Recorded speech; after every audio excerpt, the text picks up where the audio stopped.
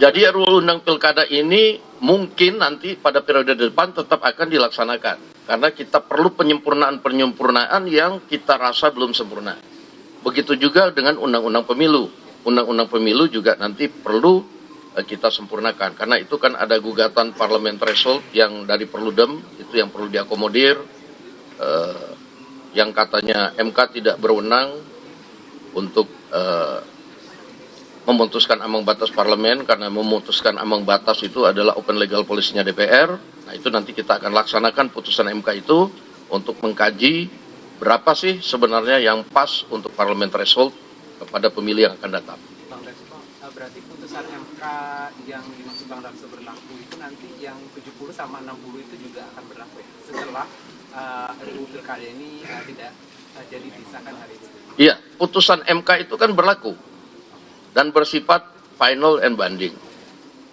Nah, ketika kemudian ada undang-undang baru, tentunya kan undang-undang baru, tapi kan undang-undang barunya nggak ada. Jadi kita tegaskan di sini bahwa putusan yang berlaku itu putusan MK nomor 60, putusan MK nomor 70. Oke Pak, penegasan aja, berarti kan kemarin ini juga mahasiswa pengen penegasan. Yang jadi kontroversial ada 2 poin terkait usia calon kepala daerah dan juga ambang batas pencalonan dari partai. Berarti 2 poin itu artinya kemarin yang direvisi itu semuanya dibatalkan ya Pak ya? Ya kan kalau revisi undang-undang pilkadanya batal berarti semua poin kan dibatalkan. Nah, bahwa kemudian pelaksanaan dari hasil keputusan MK nomor 60 dan 70, nah itu PKPU-nya yang akan mengatur, itu adalah kewenangan dari KPU.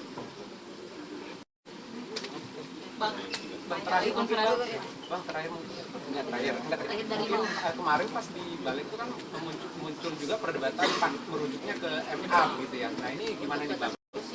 Finalnya seperti apa? Bisa ditegaskan yang khusus usia gitu. Apa dikembalikan ke pembahasan PKPU yang di hari Senin akan dibahas? Jadi begini, itu kan masing-masing rezimnya MA dan MK kan itu berbeda. Kewenangan MK melakukan judicial review pada tatanan yang berbeda dengan MK.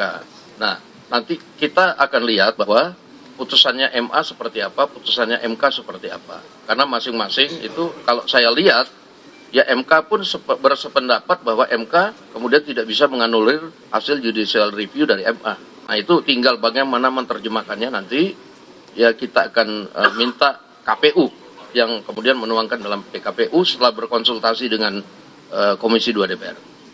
Pak Dasko izin, jadi dugaan tentang adanya diam-diam akan terjadi revisi itu terbantahkan dengan adanya pernyataan Pak Dasko ini. Ya saya juga bingung kita nggak pernah diam-diam loh. Di balik itu kemarin itu terbuka live. Timus, Timsin, Panja itu bisa tidak kita batasi. Wartawan bisa meliput. Argumen semua dikemukakan di situ juga bisa diliput. Nah, sehingga nggak ada yang dibilang bahwa kemudian pelaksanaannya diam-diam. Gitu. Kalau diam-diam tentunya nggak dilakukan DPR lah. Oke?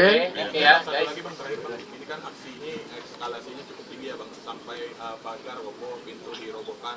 Ini dari pimpinan DPR sendiri melihatnya gimana Bang? Apalagi Abang dicari-cari tadi Abang merasa. Saya nggak tahu kalau dicari-cari. Kalau tadi dicari, saya pasti akan menemui untuk menjelaskan. Tapi tadi kan kawan-kawan sudah menemui, mewakili, menyatakan bahwa tidak ada revisi undang-undang pilkada. Mengenai pagar yang roboh, mungkin kita akan evaluasi pada kesekjenan, bagaimana nanti apakah memang sudah waktunya direnovasi atau memang kemudian masih cukup kuat. Gitu. Terima kasih.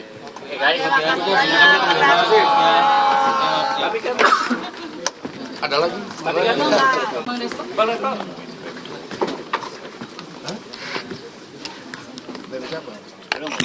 Saya Tifa Solesa melanjutkan breaking news. Anda sudah mendengar keterangan pers yang disampaikan Wakil Ketua DPR RI fraksi Partai Gerindra Sufmi Dasko Ahmad. Ia menegaskan bahwa revisi atas Undang-Undang Pemilihan Kepala Daerah atau Undang-Undang Pilkada dibatalkan. Ia menyampaikan hal itu menindaklanjuti dari proses rapat paripurna DPR yang berlangsung pagi tadi namun tidak mencapai quorum atau jumlah minimal dari kepesertaan anggota dalam rapat paripurna. Yang perlu saya ingatkan juga bahwa pagi tadi dalam rapat paripurna yang berlangsung mulai pukul 9.30 waktu Indonesia bagian Barat, hanya 89 anggota parlemen dari total 575 anggota yang hadir. Sehingga awalnya sempat dinyatakan bahwa proses dari paripurna ini ditunda, namun membaca dinamika yang muncul belakangan ini, akhirnya DPR memutuskan untuk membatalkan revisi Undang-Undang Pilkada pada kali ini. Yang Anda lihat untuk keadaan saat ini adalah kondisi di area depan Kompleks Parlemen Senayan Jakarta di Jalan Gatot Subroto. Ini adalah kondisi terbaru, visual terbaru yang bisa Anda cermati. Posisi dari petugas pengamanan berupaya untuk memukul mundur massa yang masih berada di sekitar kompleks DPR MPR, mengingat waktu untuk melakukan orasi atau unjuk rasa sudah lewat lebih dari hampir 1 jam. Dibatasi pada pukul 18 waktu Indonesia bagian Barat, namun sebagian massa masih berkumpul di depan Kompleks Parlemen Senayan Jakarta. Ini upaya yang dilakukan oleh petugas keamanan, dalam hal ini kepolisian, dari jajaran Polda Metro Jaya dan juga Polres Metro Jakarta Pusat, berupaya memukul mundur massa untuk segera meninggalkan area Kompleks Parlemen untuk bisa disterilisasi dan dilakukan kegiatan sebagaimana biasanya bagi warga lainnya. Ini respons dari para peserta massa aksi unjuk rasa, yang juga kita pahami bahwa aksi unjuk rasa ini sudah berlangsung sejak pagi, diawali orasi ataupun juga unjuk rasa oleh Partai Buruh yang merespons dari upaya revisi Undang-Undang Pilkada yang dipandang oleh Partai Buruh ini melawan dari putusan yang dikeluarkan Mahkamah Konstitusi atas gugatan yang mereka layangkan berhubungan langsung dengan syarat kepesertaan atau syarat dari partai politik maupun gabungan partai politik untuk mencalonkan kepala daerah di daerah tertentu, baik itu di tingkat provinsi, kota maupun juga kabupaten.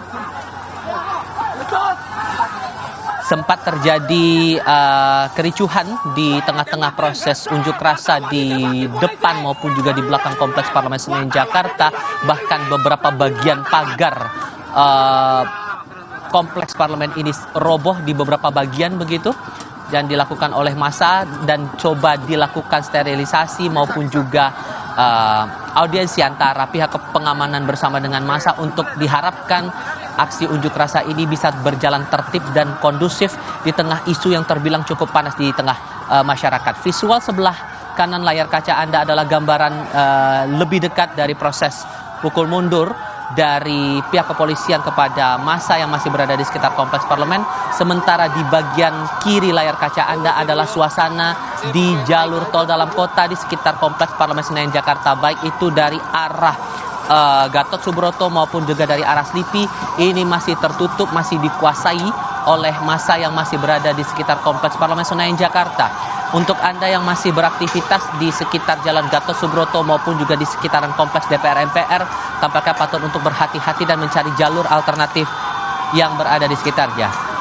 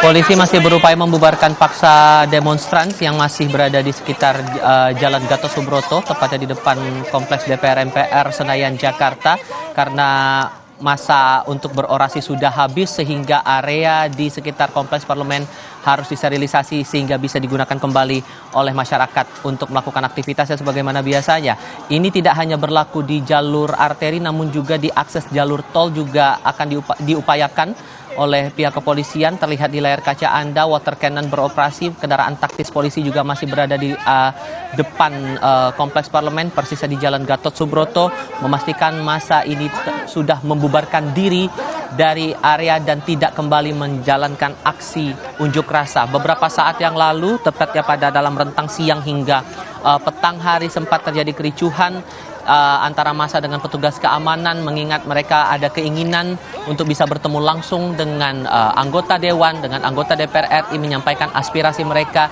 yang menolak atas revisi Undang-Undang Pemilihan Kepala Daerah atau revisi Undang-Undang Pilkada yang dilancarkan seharusnya pagi tadi. Namun dari keterangan terakhir yang disampaikan oleh Sufmi Dasko Ahmad selaku Wakil Ketua DPR RI fraksi Partai Gerindra, bahwa revisi Undang-Undang Pilkada oleh DPR dibatalkan.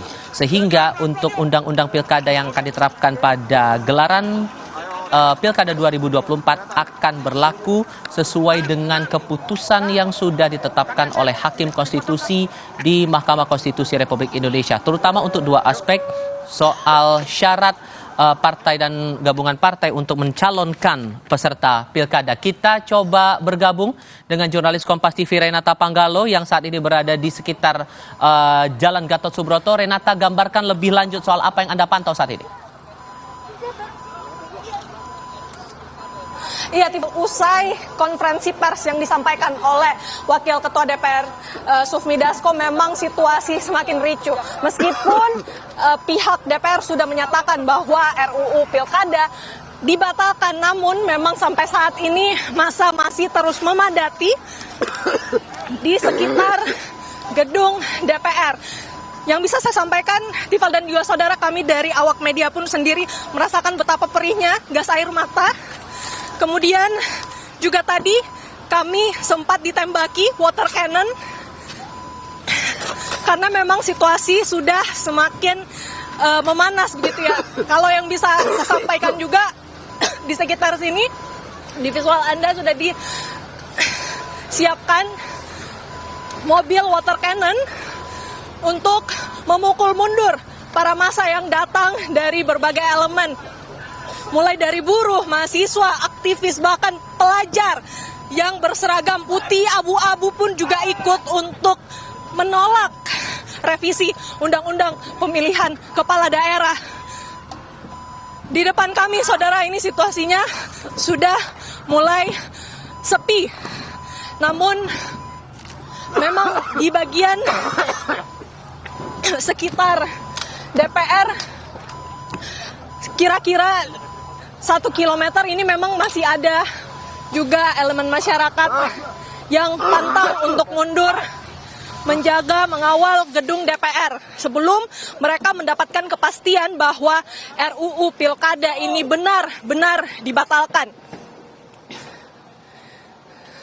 Sehingga Tifal, yang bisa kami kabarkan sampai sekarang, sepertinya situasi sudah mulai sepi, namun kita tidak bisa menjamin apakah memang di lokasi gedung DPR ini akan clear setelah penembakan water cannon dan juga gas air mata. Tifal. Oke, saya harap Anda tetap berada di lokasi yang aman sambil bisa menenangkan diri juga di tengah upaya polisi berupaya untuk membubarkan paksa massa yang masih berada di Kompleks Parlemen Senayan, Jakarta. Renata, terima kasih. Kita coba untuk berbincang, merespons lebih lanjut lagi soal sikap DPR yang memutuskan membatalkan revisi terhadap Undang-Undang Pilkada ini bersama dengan para narasumber. Saat ini sudah bergabung Mas Joko Anwar dan juga Farid Darmawan dari Universitas Diponegoro. Mas Joko, Mas Farid, selamat malam. Selamat malam. Ya, dengan Tifal di studio. Mas Joko, saya ke Anda kalau begitu. Sudah ada sikap dari DPR bahwa revisi Undang-Undang Pilkada dibatalkan.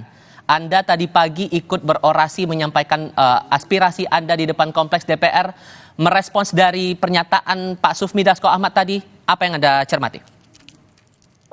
Sedikit lega, tapi mudah-mudahan ini bukan hanya sekedar pemberian semacam bandage ya untuk luka di hati rakyat yang sudah sangat muak dengan tindakan penguasa dan wakil rakyat yang terlihat seperti tidak mempedulikan rakyat, seperti kita tidak ada, tapi memang karena merasa terdesak harus mendengarkan suara rakyat. Gitu. Tadi Sumi Dasko mengatakan bahwa mereka melakukan pembatalan revisi undang-undang pilkada karena memang maunya mereka, bukan karena rakyat, karena mereka rapat jam 10 pagi belum ada masa. Saya di sana dari jam setengah 9, jam 10 sudah ramai, dan keramaian dari desakan dari rakyat untuk DPR membatalkan revisi undang-undang pilkada ini dari kemarin sudah ramai di sosial media. Kita sudah jutaan dari netizen memposting peringatan darurat, dan ini berarti bahwa masyarakat kita sudah berada di tipping point ya, bahwa kita sudah merasa muak banget. Selama ini mungkin kita bersuara tidak begitu didengarkan, tapi hari ini sepertinya semua elemen masyarakat dari mulai buruh, mahasiswa, warga sipil, semuanya bersinergis untuk menunjukkan bahwa rakyat masih ada. Gitu. Dan kalaupun misalnya DPR hari ini membatalkan revisi undang-undang pilkada, harus dipahami bahwa ini bukan sekedar tentang isu pilkada, bukan sekedar tentang isu dari keputusan MK yang mau dilakukan pembangkangannya oleh DPR, tapi ini adalah indikasi bahwa selama ini sudah banyak sekali terjadi pembengkokan hukum ya, dengan sangat gampangnya, bahasa Inggrisnya under the nose, secara vulgar penguasa melakukan menggunakan perangkat hukum untuk melegalkan apa yang mereka anggap bisa mereka lakukan untuk either mempertahankan atau memplos kekuasaan mereka. Dan selama ini dilakukan betul-betul seperti rakyat tidak ada, seperti rakyat itu bodoh sekali. Tapi hari ini kebetulan tipping point-nya adalah isu tentang pembatalan revisi undang-undang pilkada yang tadinya mau dilakukan oleh DPR. Oke. Jadi ini sesuatu yang kalau benar mungkin sesuatu yang melegakan sedikit, tapi harus diingat bahwa ini bukan satu-satunya masalah. Masalahnya ada satu rejim yang sudah sekian lama, bertahun-tahun, melakukan pembodohan rakyat, pengkerdilan rakyat. Gitu. Itu harus diingat terus. Sampai Anda juga mencuit di akun X Anda, saya izin kutip ya, Anda cuit di pukul 3 sore tadi, jangan main-main dengan rakyat, kemarahan kami terbukti dahsyat sepanjang sejarah manusia. Kalau Anda merasa bahwa lega sedikit, maka hal apa lagi yang masih mengusik batin Anda dengan dinamika politik yang muncul sekarang ini, terutama menjelang pilkada? Yang paling mengerikan dan paling mengkhawatirkan menurut saya adalah keteladanan ya. Kita tahu bahwa pemimpin itu bukan hanya bertindak sebagai manajemen dari sebuah negara, tapi juga sosok yang seharusnya bisa menjadi teladan bagi rakyat. Kalau misalnya tidak ada keteladanan yang bisa dilihat dari rakyat, dari pemimpin-pemimpin mereka yang menjalankan negara, ini akan mengakibatkan moral rakyat ke depannya akan menjadi sangat bobrok sekali. Gitu.